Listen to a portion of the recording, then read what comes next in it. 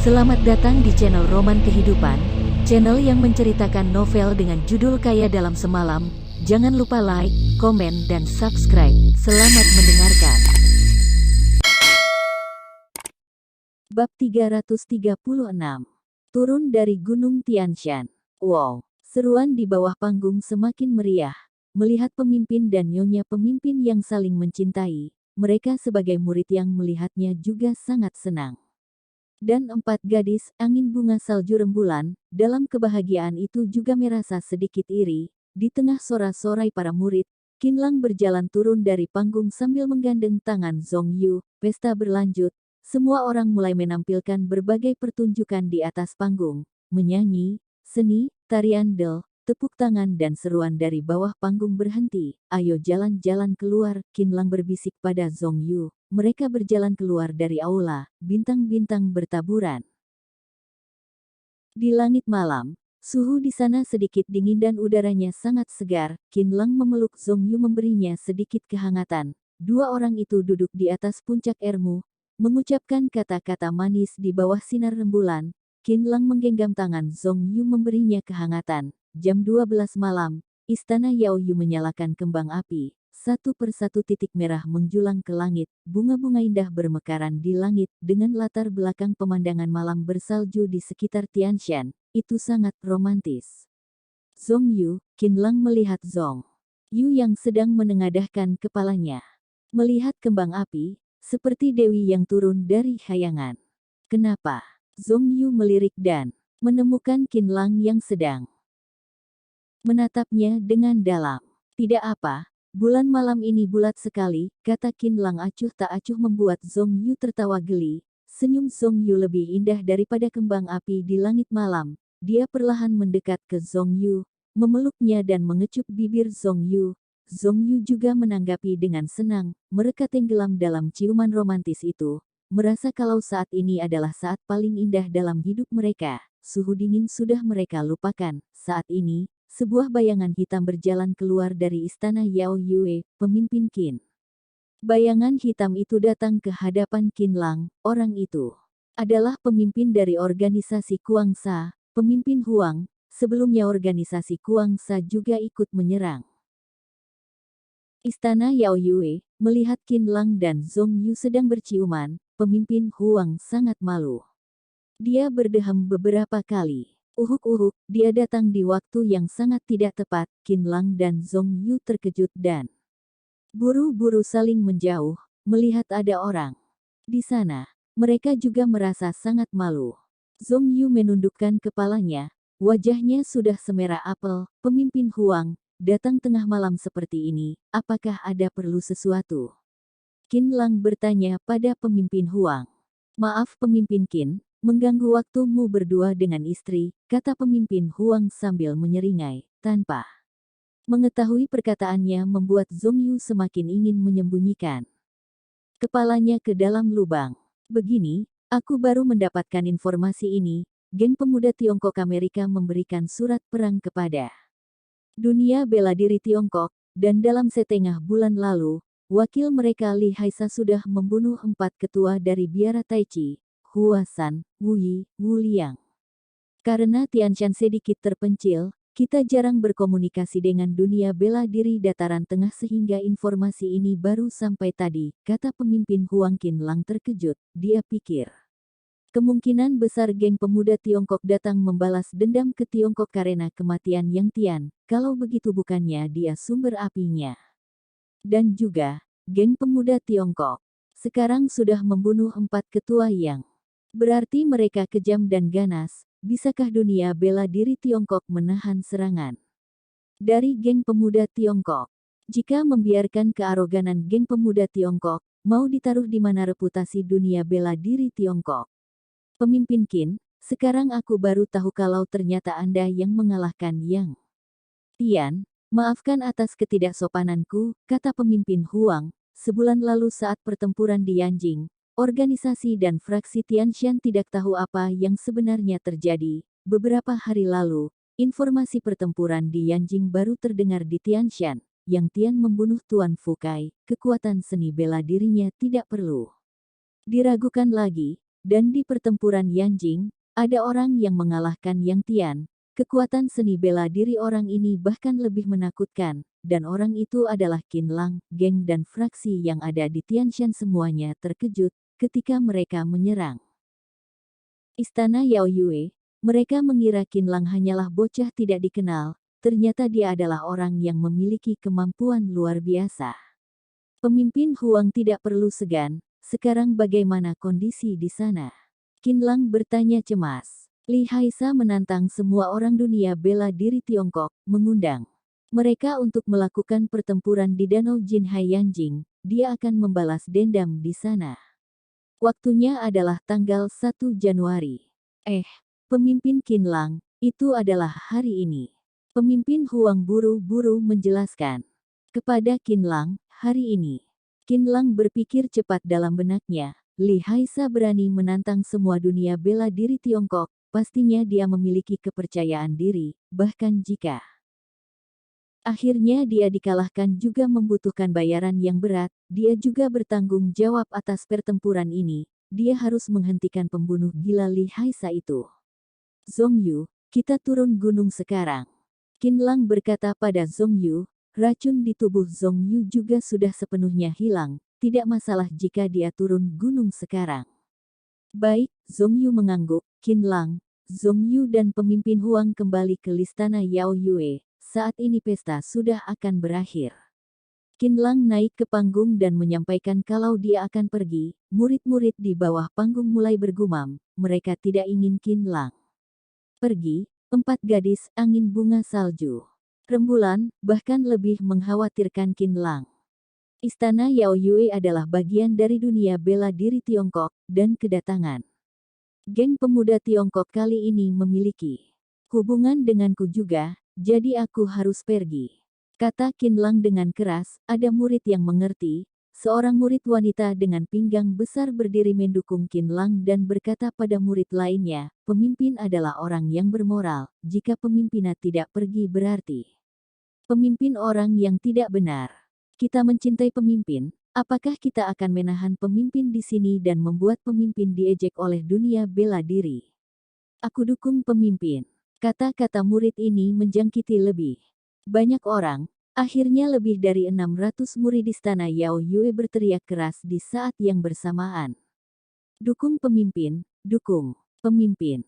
Qin Lang merasa sangat terharu, murid-murid wanita ini begitu mendukung dirinya. 4 gadis, angin bunga salju rembulan, berjalan ke samping Qin Lang. Mereka sudah mendengar dari pemimpin Huang, lawan adalah orang yang sangat berbahaya. Mereka ingin tinggal di sisi Qin Lang untuk menjaganya. Menghadapi permohonan keempat gadis itu, Qin Lang menggelengkan kepalanya dengan tegas. 1 bulan di istana Yao Yue. Aku tahu istana Yao Yue punya banyak urusan. Kalian adalah tulang punggung istana Yao Yue. Harus tinggal di sini, jika tidak, aku akan pergi dengan tidak tenang, kata Qin Lang. Pemimpin, siapa yang akan menjagamu? Kami khawatir kepada pemimpin, bawalah kami bersama. 4 gadis, angin bunga salju. Rembulan, tahu apa yang dikatakan Qin Lang. Itu benar, tapi mereka tetap ingin pergi dengan Qin Lang. Tatapan mata besar mereka membuat orang yang melihatnya kasihan. Gadis bodoh. Qin Lang mengelus kepala keempat gadis itu. Bagaimana dia tega meninggalkan keempat gadis lembut dan perhatian ini juga. Begini saja, aku akan bawa 1, sisanya tinggal di istana Yao Yue. Kalian putuskan siapa yang pergi denganku. Bawa yang mana? Qin Lang tidak tega memilih, hanya bisa membiarkan 4 gadis, angin bunga salju rembulan, memutuskan sendiri. Aku, 4 gadis menjawab bersamaan. Begini saja. Kita hompimpa saja. Xiao Feng memberikan solusi dan disetujui. Hompimpa. Mereka mengulurkan tangannya bersamaan. Xiao Feng, Xiao Hua, Xiao Yu mengeluarkan punggung tangan.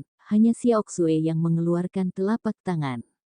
Xiao Xue berseru senang, sedangkan ketiga gadis lain dipenuhi dengan penyesalan, iri, kagum sedih semua bercampur jadi satu. Bab 337. Perang akan datang. 4 gadis, angin bunga salju rembulan membereskan bawaan Qin Lang. dan Zhongyu, Qinlang, Zhongyu, Xiao Sui. Berjalan ke gerbang istana Yaoyu, 600 lebih murid mengantar mereka. Sudah, semuanya kembalilah. Qinlang melambaikan tangan kepada murid-murid istana Yao Yue. Selesai mengatakannya, Qinlang melirik rindu istana Yao Yue, para murid, Xiao Feng, Xiao Hua, Xiao Yue, lalu berbalik pergi dengan Zhongyu mereka. Xiao Feng, Xiao Hua, Xiao Yue tidak bisa menahan air mata mereka. Murid-murid lain juga menangis tidak rela. Sampai jumpa pemimpin. Pemimpin hati-hati di jalan. Pemimpin, cepat kembali. Suara para murid bergema di Tianshan. Qinlang mereka turun dari gunung menunggangi keledai. Butuh perjalanan 1 jam lebih jalan kaki sebelum sampai di jalan besar. Qinlang, Xiao Sui dan pemimpin Huang tidak akan mengalami masalah. Tapi Zhongyu tidak bisa. Jadi mereka menggunakan keledai. Keledai itu berjalan dengan mantap. 1 jam kemudian mereka sudah sampai pinggir jalan raya. Qinlang membantu Zhongyu turun dari keledai. Keledai baik, kembalilah ke istana. Xiao Sui mengelus kepala keempat keledai yang membawa mereka turun itu dan berkata dengan penuh kasih, mereka dipelihara oleh istana Yao Yue, bisa kembali sendiri ke istana.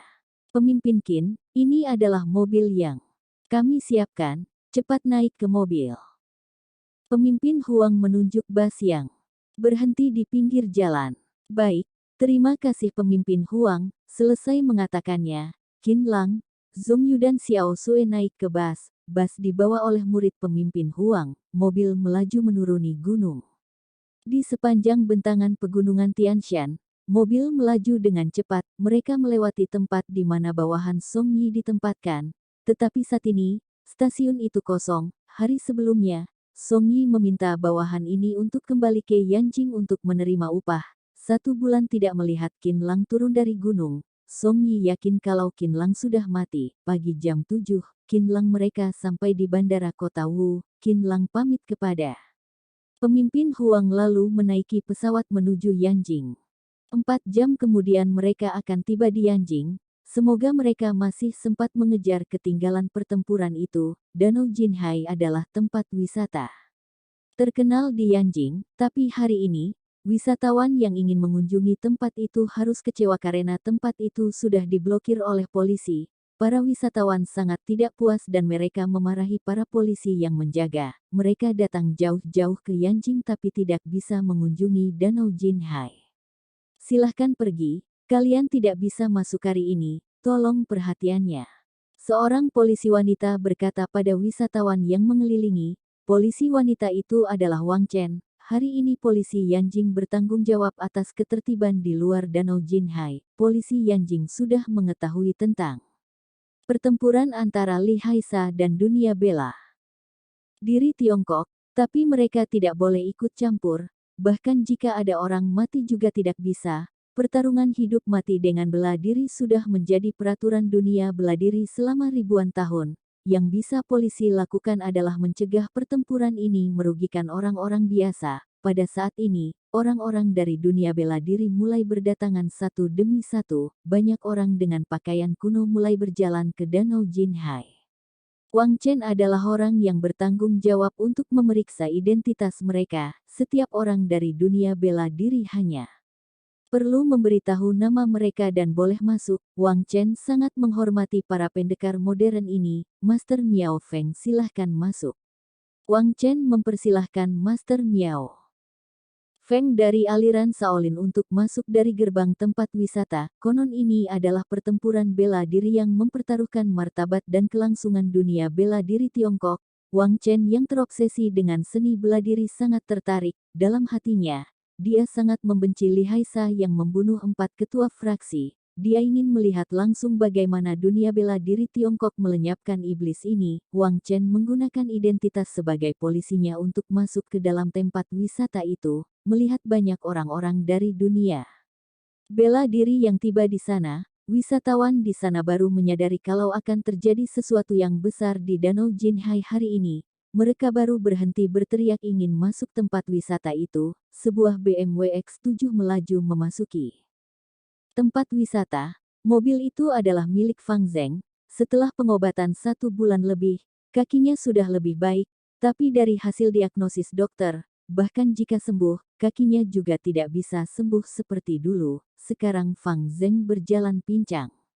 Yang duduk di kursi samping kemudi adalah Song Yi, karena status ayahnya. Dia tidak mungkin hadir, jadi dia akan memberitahukan kondisi di lapangan langsung kepada ayahnya melalui telepon. Setelah mobil mereka masuk, seorang wanita berjalan keluar dari gerombolan. Dia mengikuti Song Yi sepanjang jalan. Wanita ini memakai mantel hitam, rambut hitam panjang, wajahnya terlihat agak kuyuh. Dia adalah Yan Ni. Yan Ni melihat banyak polisi berjaga di depan tempat wisata dan banyak orang-orang dunia bela diri di sana. Menghubungkan Song Yi, dia ingat kalau pendukung keluarga Song, geng pemuda Tiongkok akan bertempur melawan dunia bela diri Tiongkok. Dan pertempuran ini mungkin terjadi karena dia yang telah membunuh Qin Lang. Saat ini hati Yan Ni sangat tidak tenang. Bagaimanapun juga, dia harus masuk. Dia benar-benar tidak ingin melihat kematian korban tidak bersalah karena kesalahannya sendiri. Yan Ni menundukkan kepalanya berjalan ke arah tempat wisata. Berhenti. Nona, hari ini tempat ini tidak menerima tamu wisatawan. Cepat tinggalkan tempat ini. Seorang polisi menghadang Yan Ni. Yan Ni bersiap untuk berbalik. Pergi, tidak jauh dari sana, terjadi bentrok antara seorang dari dunia bela diri dengan polisi yang tadi menghadang Yan Ni. Bergegas ke sana, Yan Ni juga mengambil kesempatan ini untuk dengan cepat masuk ke tempat wisata. Sudah tersedia banyak kursi di pinggir danau Jinhai. Orang-orang dunia bela diri itu duduk di kursi itu. Terlihat sekitar 500-an orang dan orang terus berdatangan. Di seberang mereka, berjarak 100 medari danau, ada sebuah bangunan kuno dan Li Haisa duduk di sana. Pada saat detik-detik terakhir ini, dia masih berlatih seni bela dirinya sambil memejamkan mata. Di atas meja kayu ruangan itu, ada kepala Zhao Haiyu dan ketua lainnya, Song Yi dan Fang Zeng berjalan masuk dari pintu belakang bangunan tua. Mereka takut terlihat oleh orang-orang dunia bela diri Tiongkok. Fang Zeng jalan terpincang. Dia sudah menerima kalau dia akan menjadi orang cacat. Melihat 4 kepala di atas meja, Song Yi dan Fang Zeng terkejut sampai hampir berteriak, "Tuan Li, apa kabar?" Song Yi menyapa Li Haisa. "Halo Tuan Li." Fang Zeng segera menyapa Li Haisa mengikuti kayak sepupunya. Li Haisa membuka matanya perlahan, melihat Song Yi dan Fang Zeng lalu menganggukkan kepalanya. Dari hatinya dia sangat melihat rendah keturunan generasi kedua yang kaya seperti Song Yi mereka. Hari ini semua pendekar dunia bela diri Tiongkok sudah hampir berkumpul semua. Sekarang mereka sudah duduk di pinggir danau. Masih ada banyak orang yang akan datang. Keinginan Tuan Li untuk membalaskan dendam leluhur akan segera terwujud. Song Yi memberi selamat. Li Haisa tersenyum dingin. Dia memikirkan muridnya yang sudah meninggal. Dan berkata dengan benci, sayang sekali Qin Lang yang membunuh muridku tidak bisa aku bunuh dengan tanganku sendiri. Li Haisa mengepalkan tangannya. Saat ini, terdengar seruan dari luar. Geng pemuda Tiongkok keluar. Li Haisa penakut. Ayahmu ini sudah sampai, kamu tidak keluar untuk memberi hormat. Cepat keluar, aku jamin tidak akan membunuhmu. Mendengar cacian itu, Li Haisa menunjukkan emosi marah, urat dan otot. Tubuhnya memancarkan kekuatan, membuat Song Yi dan Fang Zeng sangat takut dan gemetaran. Tuan Li, kami keluar dulu, nanti kami akan mendukungmu dari dalam hati. Aku dan ayahku Song Zongping berharap Anda bisa mengalahkan dunia bela diri Tiongkok dan geng pemuda Tiongkok bisa secepatnya kembali ke Tiongkok, kata Song Yi sambil berdiri. Ya, kalahkan dunia bela diri Tiongkok, geng pemuda Tiongkok kembali ke Tiongkok. Fang Zeng tidak berani bertatapan dengan Li Haisa, hanya mengikuti perkataan kakak sepupunya dan berjalan terpincang keluar dari ruangan.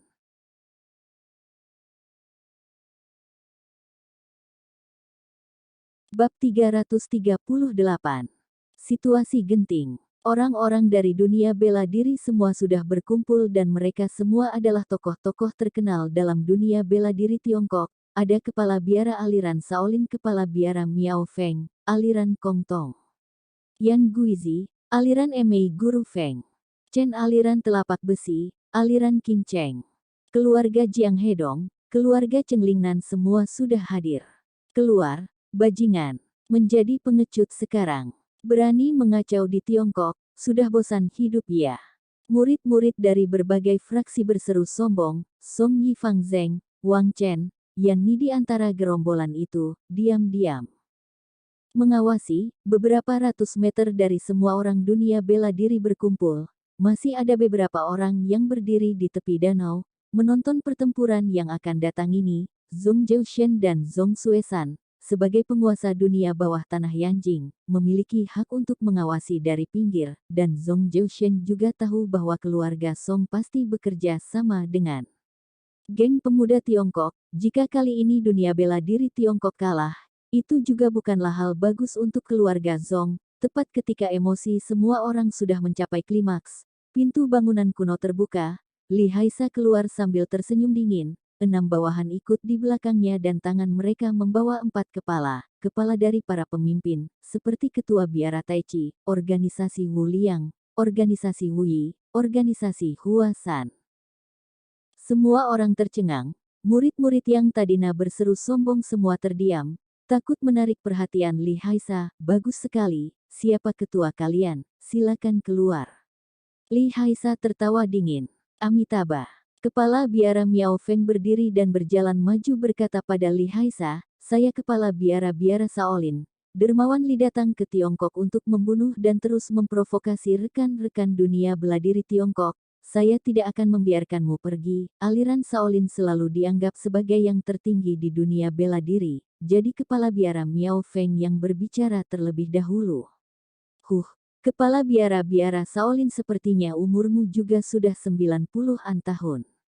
Aku rasa kamu sangat jelas dengan apa yang terjadi ratusan tahun lalu.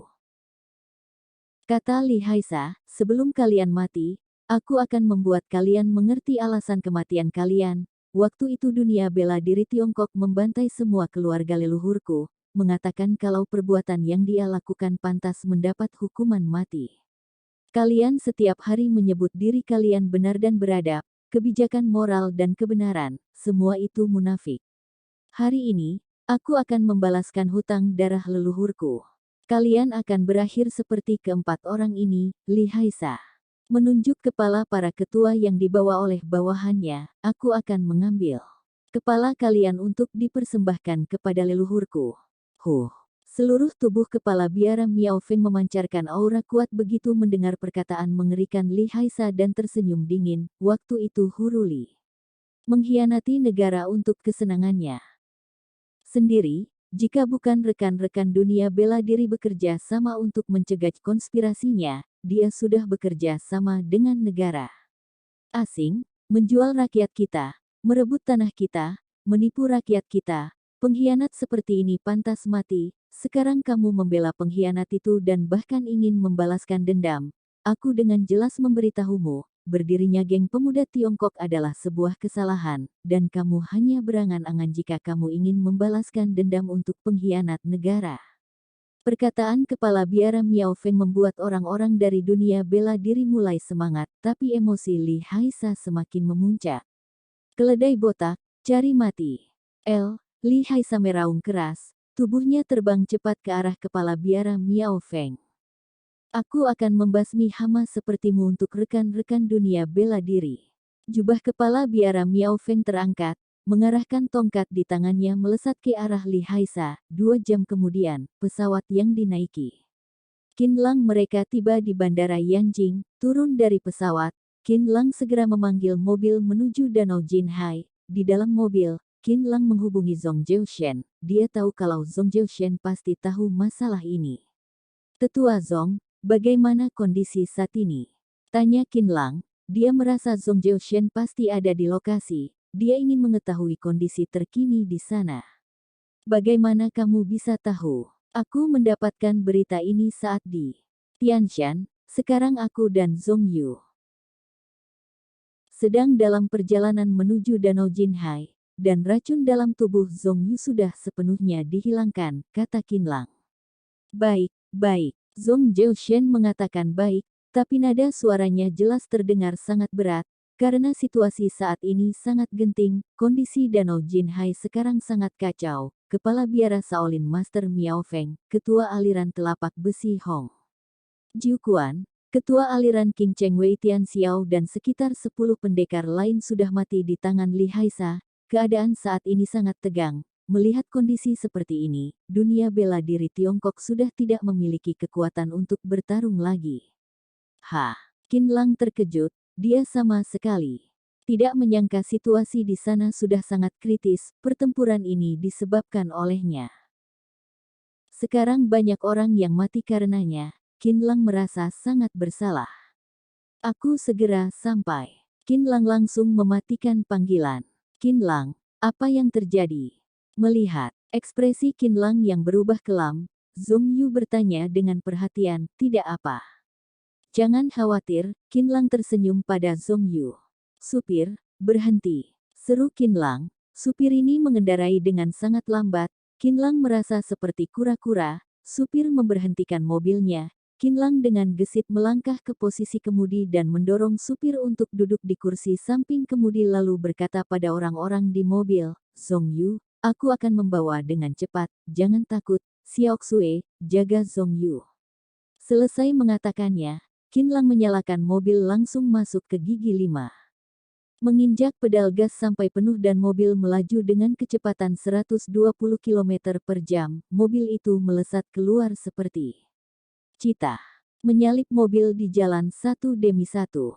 Hanya dalam waktu setengah jam mereka sudah sampai di tempat wisata Danau Jinhai. Qin Lang tidak ada waktu untuk omong kosong dengan polisi yang menjaga. Dia memukul pingsan polisi itu dan membawa Zhong Yu mereka berjalan ke dalam. Saat ini, Li Haisa membunuh seorang ketua lagi. Sret, dia memotong kepala ketua itu dengan pedangnya. Kepala ketua itu dia lempar ke dalam danau. Terlihat sebagian kecil danau sudah berubah menjadi merah dan 8,9 kepala mengambang di danau, pemandangan yang sangat mengerikan.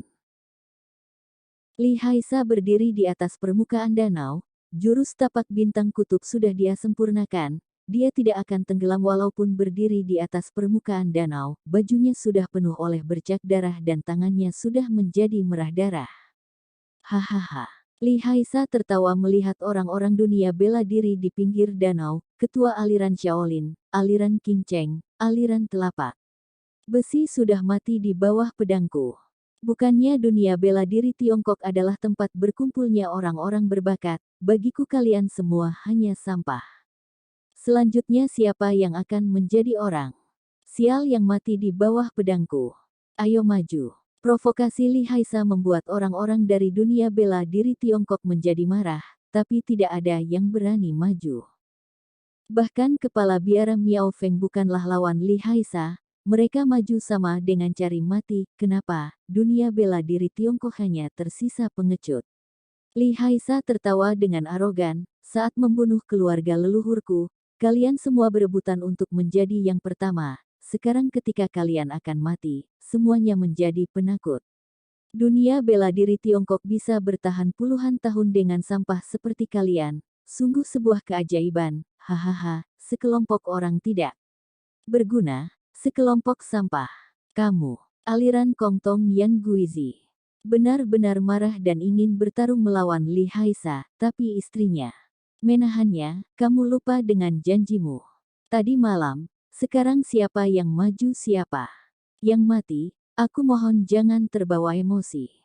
Tapi, aduh. Yan Guizi menghela nafas panjang, murid-murid aliran Mei melihat guru mereka, Guru Feng Chen, jelas sekarang semua orang bukanlah lawan Li Haisa, guru sama sekali tidak memiliki kesempatan untuk mengalahkannya, apakah dia masih akan maju? Guru Feng Chen duduk tegang. Hari ini adalah kesempatan Mei untuk menjadi fraksi nomor 1 di dunia bela diri. Dia tidak ingin melewatkannya, tapi Li Haisa sangat hebat, jelas dia bukan lawannya. Tapi Li Haisa merendahkan dunia bela diri Tiongkok seperti itu. Guru Feng Chen sebagai salah satu fraksi terbesar dunia bela diri tidak mungkin hanya diam saja dan pura tidak mendengarnya kan? Tidak apa jika akhirnya adalah kematian? Jika itu bisa membuat Mei menjadi terpandang, dia rela memberikan kepalanya ini. Manusia gila berbicara dengan gila, dunia bela diri Tiongkok bukan tempatmu untuk berbicara sesuka hatimu. Kata Guru Feng Chen, tubuhnya tiba-tiba melayang, mencabut pedang panjangnya dan mengarahkannya pada Li Haisa. Bab 339. Ternyata dia, nenek tua, aku akan membunuhmu dulu. Li Haisa tidak panik sama sekali, kepala biara Shaolin saja mati di tangannya, nenek tua dari aliran Emei bisa apa? Terlihat Li Haisa menurunkan tubuhnya dan permukaan danau menjadi seperti trampolin. Pantulan danau memberi Li Haisa kekuatan ke atas dan dia melesat ke arah Guru Feng Chen. Guru Feng Chen menggunakan jurus pedang Emei. Jurus pedang Emei memperhatikan kombinasi kekuatan dan fleksibilitas, gerakannya sangat cepat. Guru Feng Chen sudah berlatih jurus pedang Emei puluhan tahun, dia sudah sangat mahir menggunakan jurus ini. Jurus, tembusan pedang, pedang panjangnya bersinar dengan cahaya dingin, menembus lurus ke arah Li Haisa seperti petir. Li Haisa mencibir, memiringkan tubuhnya dan menghindari pedang panjang itu. Nenek tua, dengan kekuatan seni bela diri seperti ini masih berani keluar untuk memperlihatkan seberapa buruk jurusmu. Kata Li Haisa, kakinya menendang pedang tersebut, kekuatan yang sangat besar itu membuat Guru Feng Chen tidak bisa menahan pedangnya dan ujung pedang berbalik arah menuju dirinya. Untung saja Guru Feng Chen bereaksi dengan cepat, tepat ketika ujung pedang akan mengenai wajahnya, dia berhasil mengontrol pedang panjang tersebut. Terima tendanganku. Li Haisa mengambil kesempatan ini dan menendang Guru Feng Chen. Guru Feng Chen tidak sempat untuk menghindar. Guru Feng Chen terkena tendangan itu, dia merasa dua tulang rusuknya patah dan punggungnya hampir patah. Guru Feng Chen terjatuh ke dalam danau menimbulkan percikan air. Melihat kejadian ini, orang-orang dunia bela diri Tiongkok sangat khawatir. Mereka sadar kalau Guru Feng Chen akan mati sebentar lagi. Li Haisa berdiri di atas permukaan air seakan berdiri di daratan. Guru Feng Chen di dalam air dan mengarahkan pedangnya ke Li Haisa. Ini murni percobaan terakhirnya untuk menyelamatkan diri, karena serangan dari dia yang sudah terluka parah ini sama sekali tidak bertenaga. Sekarang masih ingin membunuhku, mimpi ya. Kata Li Haisa, dia dengan mudah menghindari pedang panjang Guru Feng Chen, mengangkatnya dari air dan melemparnya ke udara setinggi 10 meter lebih. Giliranmu, nenek tua bangka. Li Haisa mengarahkan pedangnya ke leher Guru Feng Chen. Dia ingin memenggal kepala Guru Feng Chen di udara. Itu akan lebih menyenangkan dan memperlihatkan kehebatannya. Tidak. Di saat Li Haisa akan mengenai Guru Feng Chen, terdengar teriakan dari pinggir danau dan di saat yang sama sebuah bayangan merah muda dengan cepat bergerak ke arah Li Haisa. Itu adalah murid aliran Emei, Hui Jing. Tangannya memegang pedang panjang, hatinya penuh kecemasan. Guru adalah orang tua keduanya, dia tidak akan membiarkan gurunya mati. Hui Jing, kembali. Guru Feng Chen berseru keras, Hui Jing hanya akan mempersembahkan nyawanya, sama sekali tidak bisa menyelamatkannya. Jangan menyentuh guruku. Hui Jing sekuat tenaga berlari ke sisi Li Haisa dan mencoba menusukkan pedangnya. Gadis busuk, cari mati. Li Haisa berbalik, mengarahkan pedangnya ke Hui Jing. Dia akan membereskan murid tidak tahu mati ini baru membunuh nenek tua itu. Li Haisa dengan mudah merebut pedang panjang Hui Jing. Dia sadar kalau Hui Jing hanyalah pemula dan sama sekali tidak kuat, mungkin baru berlatih beberapa bulan. Detik berikutnya, pedang panjang Li Haisa akan menembus tenggorokan Hui Jing. Hui Jing hanya bisa memejamkan matanya menanti kematian, tepat di saat pedang panjang itu akan mengenai tenggorokan Hui Jing, perang. Sesuatu mengenai pedang panjang Li Haisa. Dan getaran yang ditimbulkan membuat telapak tangannya sakit. Li Haisa terkejut, orang ini sangat hebat. Terdengar lagi suara menembus udara. Li Haisa melihat dengan jelas, itu adalah pisau silet. Pisau silet ini mengarah pada bagian vitalnya. Jika dia tidak menghadangnya dengan pedang panjang, dia sudah terluka parah sekarang. Sesosok bayangan terbang mendekat dan meraih bahu Hui Jing. Li Haisa dan orang itu beberapa kali menyambar merebut Hui Jing. Pada akhirnya Hui Jing diambil oleh orang itu. Hui Jing sudah hampir pingsan, dia hanya merasa dirinya menjadi barang rebutan kedua orang hebat yang tak tertandingi. Jika Li Haisa berhasil merebutnya, dia sudah pasti akan mati. Untungnya dia berhasil direbut oleh pahlawan ini. Dia mengikuti sang pahlawan, meluncur di udara, dan kemudian mendarat dengan mantap di tanah, dipegang oleh orang ini. Hui Jing merasa sangat aman dan hangat, tetapi agak aneh dia merasa sangat akrab dengan orang ini. Kamu baik-baik saja? Qin Lang bertanya pada Hui Jing.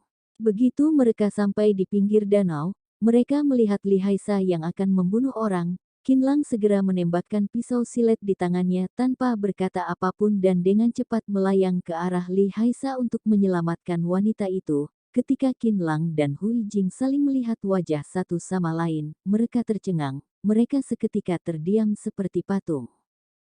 Qin Lang melihat kalau wanita yang ia selamatkan ini adalah mantan kekasihnya saat di Universitas Jinling Xie Wenjing. Waktu itu di Jinling, ketika Qin Lang mengatakan yang sebenarnya kepada Xie Wenjing di Qiu Sui Ren, Xie Wenjing mengundurkan diri dari Universitas Jinling dan sejak itu tidak tahu di mana keberadaannya. Setelah mendapatkan surat perpisahan dari sahabat baik Xie Wenjing, Zheng Jiaxin, Qin Lang baru tahu kalau setelah kejadian itu, Xie Wenjing sangat menyesal, dan di surat itu, dia mengatakan akan pergi ke tempat yang jauh untuk mencoba melupakannya. Tidak disangka kalau pertemuan kembalinya dengan Xie Wenjing adalah dalam situasi seperti ini. Xie Wenjing saat ini sudah sangat berbeda dengan saat dia di universitas Jinling. Dia mengenakan kemeja merah muda antik, rambutnya disisir menjadi gaya rambut klasik. Dia juga memakai jepit rambut hijau zamrud, dan wajahnya sederhana dan riasan elegan,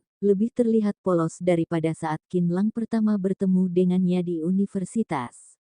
Kamu, Qin Lang berkata dengan sedikit tertegun, Lia, terima kasih sudah menyelamatkanku.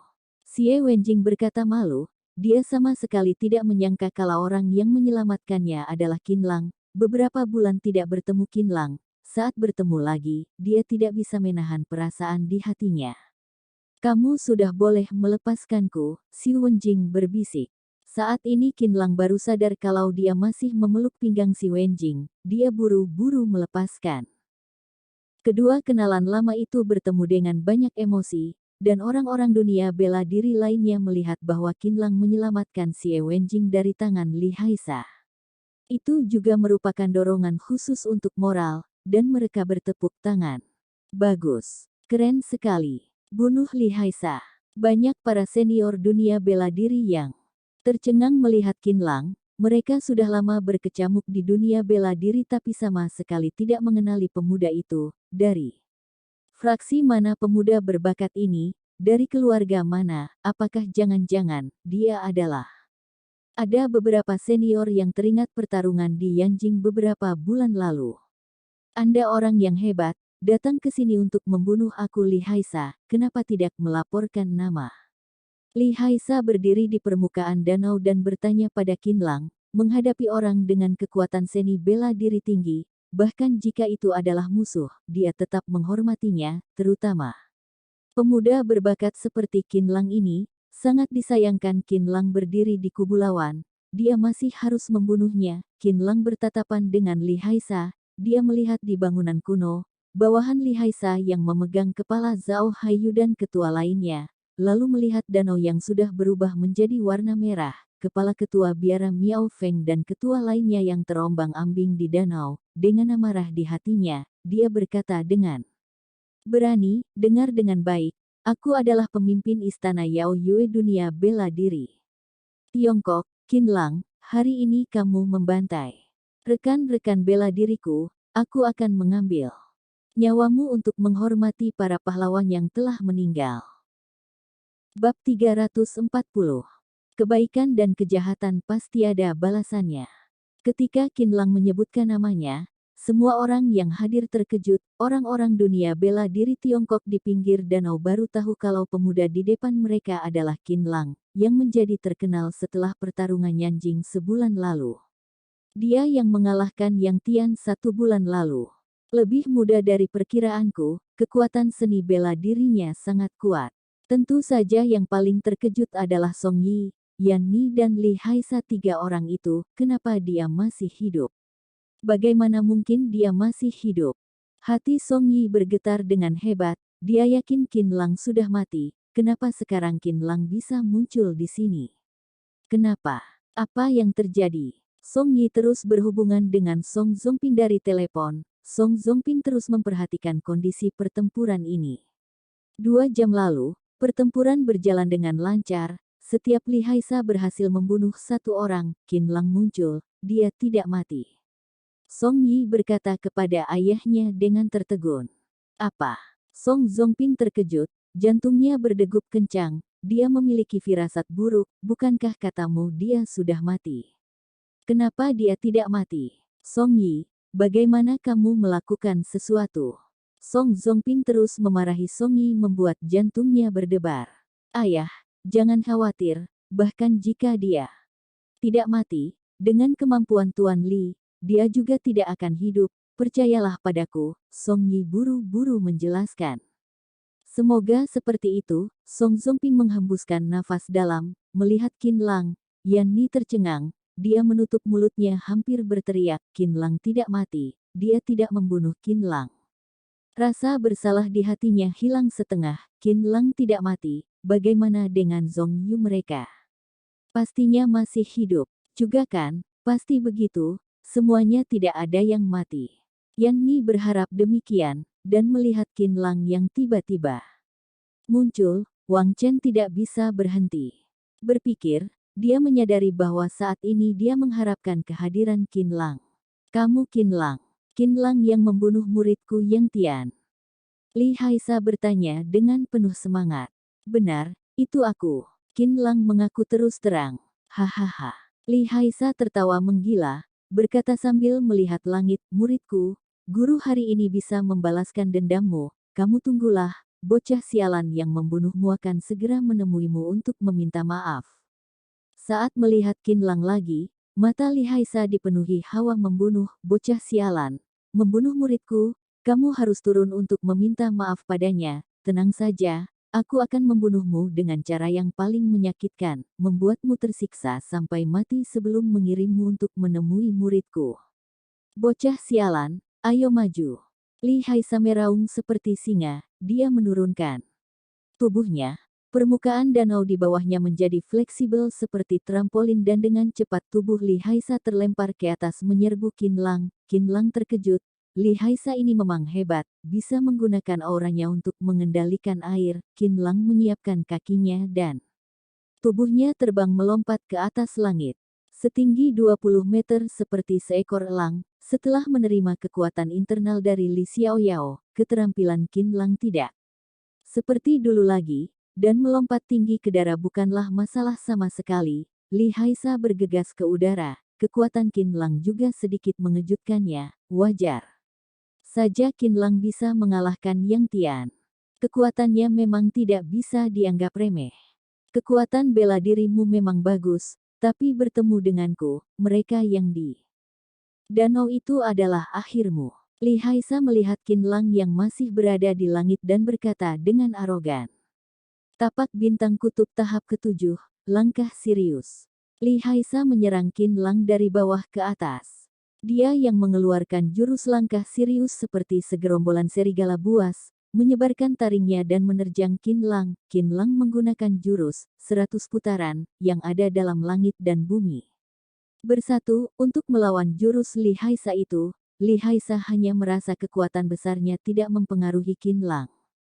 Sama sekali. Kakinya sepertinya dilapisi dengan lilin, sangat licin, sama sekali tidak ada gunanya bertindak. Pada saat ini, Qin Lang meninju Li Haisa.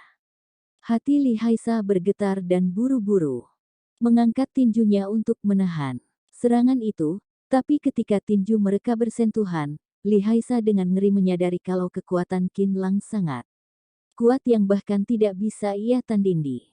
Boom, kedua tinju berpisah. Li Haisa terluka oleh tinju Qin Lang, dia nyaris tidak bisa menahan tinju Qin Lang dan dengan cepat menghindar. Tadi masih sombong, kenapa sekarang takut dan bersembunyi?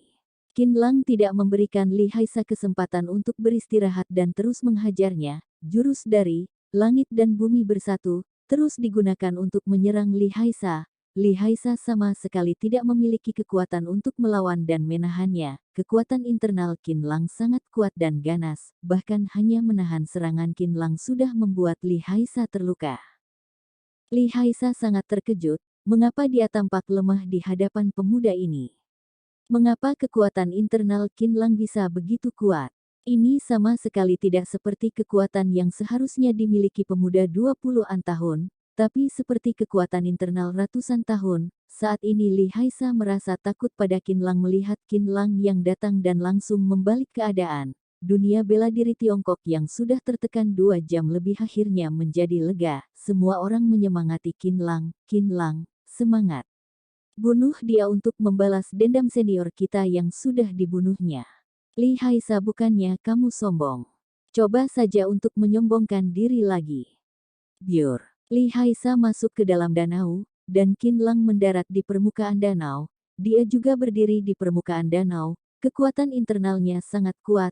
Selama dia menemukan keseimbangan antara tekanan yang dilepaskan oleh tubuhnya dan pusat gravitasi tubuhnya, dia tidak akan jatuh ke air. Tentu saja Qin Lang belum bisa mengontrolnya sebaik Li Haisa.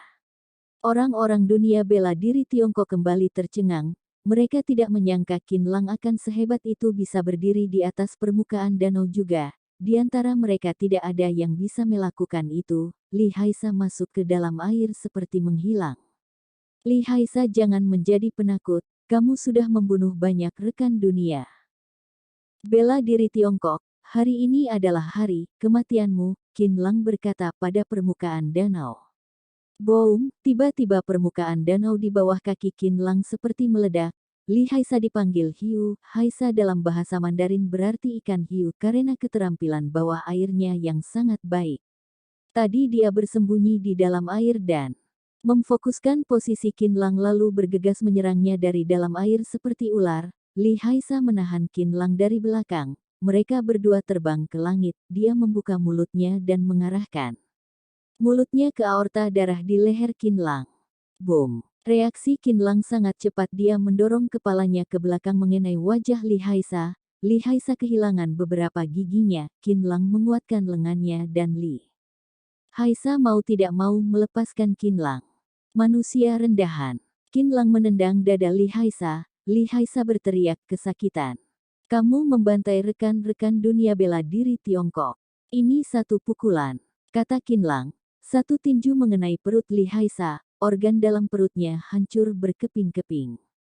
Memenggal kepala, menghina mereka yang sudah mati, juga memprovokasi dunia bela diri Tiongkok. Ini satu pukulan, kata Qin Lang sambil meninju mengenai dada Li Haisa. Krak, terdengar suara tulang patah. Geng pemuda Tiongkok, kalian berkali-kali datang ke Tiongkok untuk mencari masalah. Berani mengirimkan kami surat perang dan berniat menghancurkan dunia bela diri Tiongkok, itu tidak bisa dimaafkan. Ini satu tendangan. Selesai mengatakannya, Qin Lang menendang dagu Li Haisa. Krak, tulang tenggorokannya patah dan Li Haisa mati seketika. Mayat Li Haisa terbang dan berputar di udara lebih dari 20 meter sebelum jatuh ke dalam danau dan air danau perlahan berubah menjadi merah. Bab 341. Terima kasih banyak kepada pemimpin Qin. Sebelum jasad Li Haisa jatuh ke dalam air, Qin Lang cepat-cepat menarik pakaiannya dan melempar tubuhnya ke pantai. Kondisi tubuh Li Haisa saat ini memprihatinkan. Matanya terbuka lebar, badannya lemas, dan mulutnya masih berdarah. Kematiannya tragis seperti ikan-ikan mati. Para pendekar berkumpul dan mengelilingi jenazah Li Haisa. Kematian Li Haisa sangat mengenaskan. Menyaksikan ini membuat kebencian dalam hati mereka sedikit mereda. Bajingan ini akhirnya mati juga. Terlalu murah baginya untuk mati seperti ini. Guru, pembunuh yang membunuhmu akhirnya mati. Beberapa biksu muda menangis sambil mendoakan arwah Master Miao Feng. Beberapa orang masih emosi. Mereka ingin melampiaskan kemarahan dengan menusuk tubuh Li Haisa dengan pisau, namun yang lain mencegahnya. Sebab Li Haisa sudah mati, tidak ada gunanya lagi menyiksa jasadnya. Guru Feng Chen merasa lega dan timbul perasaan kagum terhadap Qin Lang meski masih sangat muda, tetapi ilmu kungfu yang dimiliki pemuda ini sangat hebat. Hal itu membuatnya merasa salut. Kepadanya, dari kejauhan, Zhong Jiushen tersenyum ketika melihat Qin Lang menebaskan senjatanya dan mengalahkan Li Haisa. Para pendekar datang kepada Qin Lang untuk memberi selamat padanya. Ilmu kungfu pemimpin Qin memang luar biasa. Anda sangat dibutuhkan di dunia bela diri Tiongkok saat ini, pemimpin Qin. Sangat terima kasih karena Anda telah menyelamatkan dunia bela diri Tiongkok. Jika tidak ada pemimpin Qin, apa jadinya dunia bela diri Tiongkok hari ini? Tidak ada yang bisa membayangkan. Menerima ucapan-ucapan terima kasih dan puji-pujian ini dari para pendekar, Qin Lang menanggapi semua dengan sikap rendah hati. Anda sekalian terlalu memuji. Sebagai pendekar Tiongkok, sudah selayaknya saya memberikan yang terbaik untuk dunia bela diri Tiongkok. Qin Lang. Seorang wanita memanggilnya dengan cemas, lalu semua orang melihat ke arah suara itu. Seorang wanita cantik berlari ke hadapan Qin Lang. Dia adalah Zhong Yu. Ketika Zhong Yu berdiri di tepi danau menyaksikan pertarungan antara Qin Lang dan Li Haisa, hatinya hampir melompat keluar dari tenggorokannya. Jika saja Xiao Xue tidak menahannya, dia pasti sudah melompat ke dalam danau. Zhong Yu segera maju ke hadapan Qin Lang, meletakkan tangan di wajahnya dan menanyakan apakah dia baik-baik saja. Matanya penuh dengan air mata. Zhong Yu, aku baik-baik saja, jangan khawatir, kata Qin Lang kepada Zhong Yu sambil tersenyum. Hati Zhong Yu akhirnya kembali tenang. Dia masuk ke dalam pelukan Qin Lang dan berkata sambil menangis, apakah kamu tahu bahwa aku takut setengah mati barusan? Kalau aku tahu di sana akan berbahaya, aku tidak mungkin membiarkanmu ke sana. Gadis bodoh, badanku sangat kuat dan yakinlah tidak akan terjadi apa-apa padaku, kamu harus percaya itu. Qin Lang menghibur sambil menepuk lembut punggung Zhong Yu. Menyaksikan Qin Lang dan Zhong Yu saling berpelukan, Xie Wenjing yang berada di tengah-tengah rombongan Mei merasa sakit hati. Matanya menunjukkan iri. Hui Jing, apa kamu menyukai pemimpin Qin? Hui Ya sengaja menanyakan, sebab dia mengamati mata Xie Wenjing terlihat suram. Dia mencoba untuk menyadarkannya, bahwa di aliran Mei ada ketentuan jika seseorang memilih untuk menikah, maka dia tidak akan diterima di aliran Mei untuk selamanya. Begitu dia mengatakan hal ini, semua murid aliran Mei, bahkan guru Feng Chen pun ikut menoleh dan melihat Xie Wenjing. Tidak, kakak seperguruan, tolong. Jangan berkata seperti itu. Xie Wenjing menyangkal sambil memalingkan wajahnya agar tidak terlihat oleh siapapun. Kelopak mata guru Feng Chen sedikit bergetar, namun pandangannya segera beralih ke Qin Lang. Sementara Yan Ni yang ada di tengah kerumunan itu, langsung menangis dengan terharu. Dia menutup mulutnya dengan tangan berusaha untuk tidak membuat suara apapun. Tidak ada dari mereka yang meninggal. Mereka semua hidup, dan dia merasa bahwa semua dosanya lenyap dalam sekejap. Hari-hari ini, tekanan yang terkumpul di dalam hatinya hilang.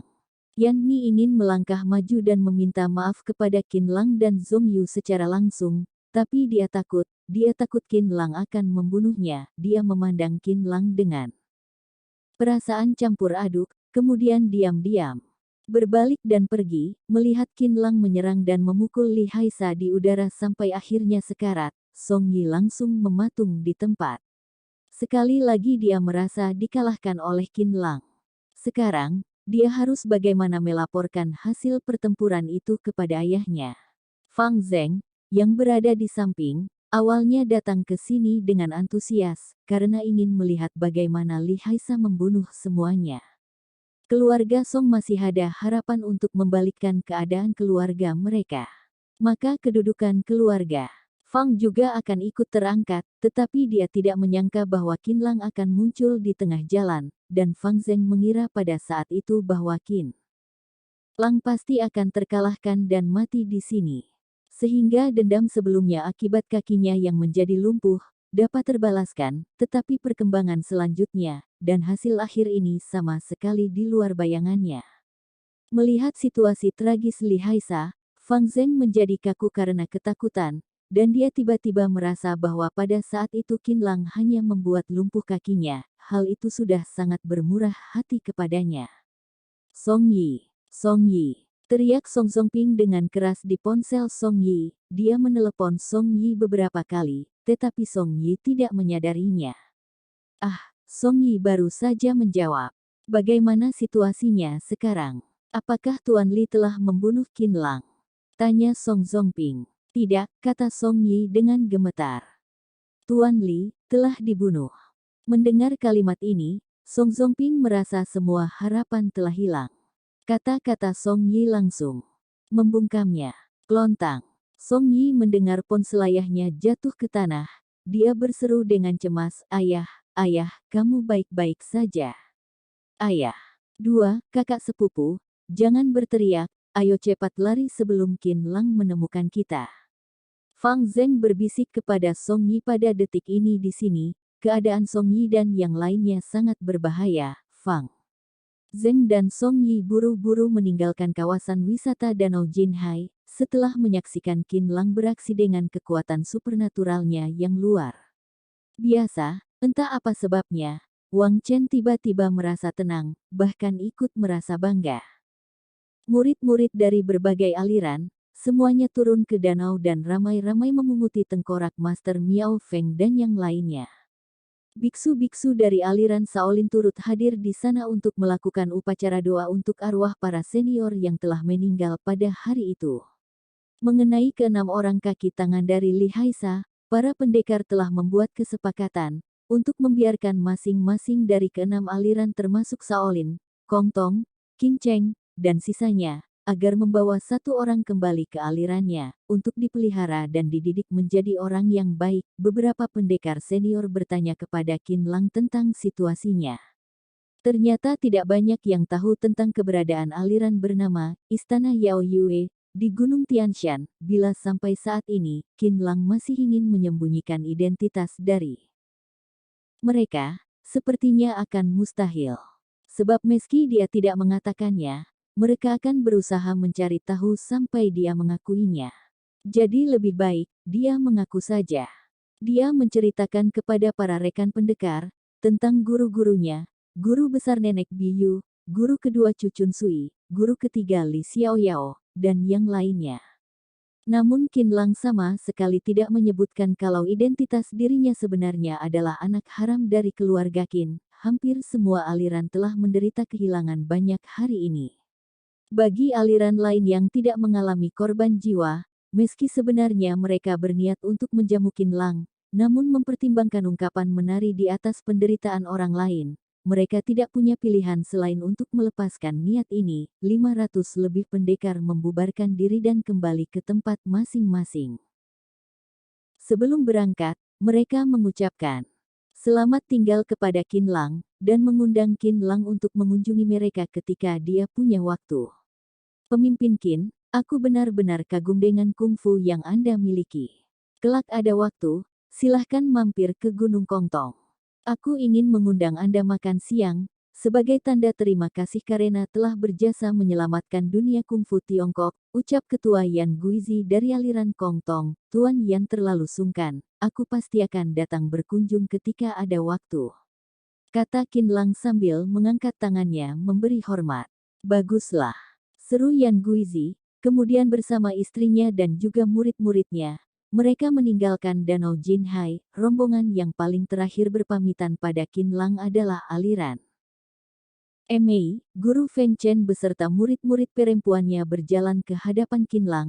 Belum sempat berkata, Zhong Yu di samping Qin Lang mendadak berteriak kaget, ternyata kamu. Dia melihat wanita berpenampilan klasik, mengenakan kemeja merah muda dan membawa pedang. Wanita itu adalah mantan pacar Qin Lang, Xie Wenjing. Guru Feng Chen dan murid aliran Mei lainnya semua memandang Xie Wenjing, menyadari pasti ada sesuatu di antara mereka. Xie Wenjing menunduk, tidak mengatakan apapun. Qin Lang menarik lengan Zhong Yu lalu menggelengkan kepala, memberinya isyarat agar jangan teruskan. Pemimpin Qin dan muridku kenal, tanya Guru Feng Chen.